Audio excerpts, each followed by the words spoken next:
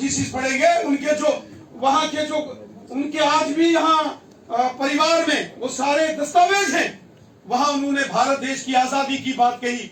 लेकिन जब देश का विलय हो रहा था, वो कौन लोग थे जिन्होंने महाराजा हरि सिंह जी के उस विलय को रोकने की कोशिश की थी?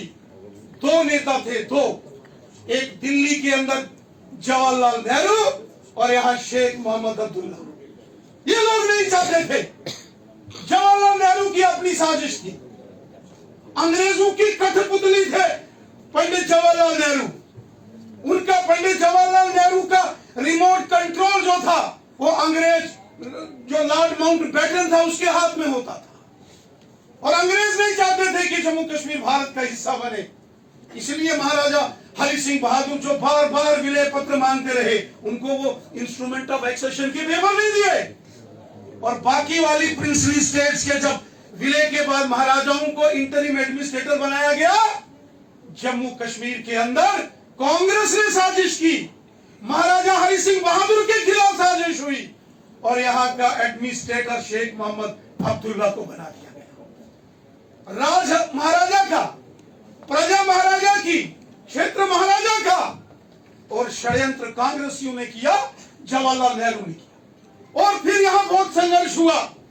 आप सब जानते हैं, जम्मू कश्मीर में आने के लिए परमिट चाहिए था और जम्मू कश्मीर से बाहर जाना, किसी को 4 धाम की यात्रा करनी, किसी को 52 शक्ति पीठों की यात्रा करनी, किसी को गंगा मैया के स्नान में जाना, किसी को कुंभ के मेले में जाना, या किसी को जम्मू कश्मीर में माता वैष्णो देवी जी के दरबार जाना, किसी को अमरनाथ जी के दरबार जाना, किसी को अगर हजरत बल में दरगाह में माथा टेकना है, किसी को शाहदरा शरीफ में माथा टेकना हो, किसी को छठी पातशाही पुंछ के अंदर नगारी साहब में माथा टेकना होता था।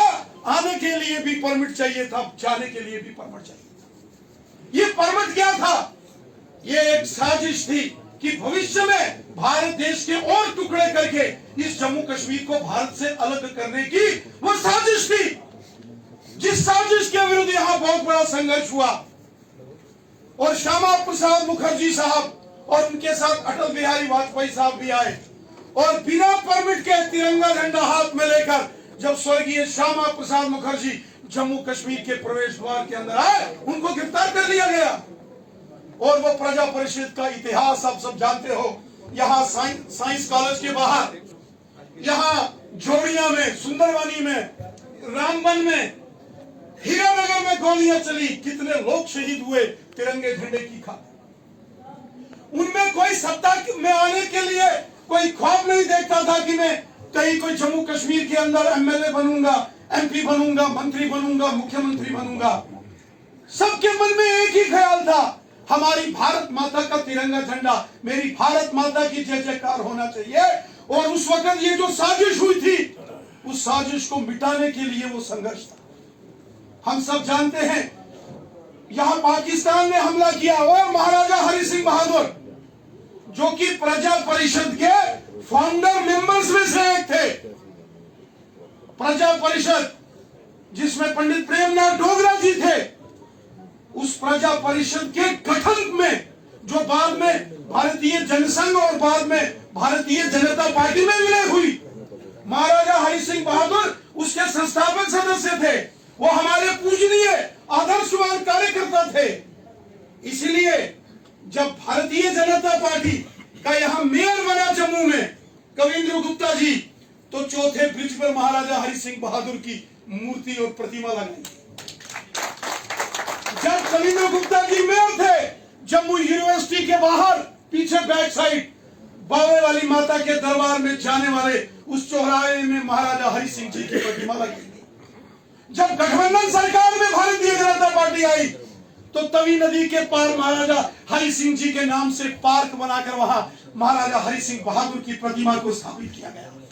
और आज 23 सितंबर उनके जन्म दिवस के उपलक्ष्य में भारतीय जनता पार्टी के कार्यालय में उनकी प्रतिमा स्थापित की गई। मेरे को किसी ने कहा ये सब भारतीय जनता पार्टी के कार्यकाल में क्यों हो रहा है? मैंने कहा महाराजा हरि सिंह बहादुर तो जम्मू कश्मीर के बहुत महान पूजनीय महाराजा तो थे, लेकिन हमारे पूजनीय आदर्शवान कार्यकर्ता भी थे। जिनके प्रयासों से यहाँ प्रजा परिषद का गठन हुआ।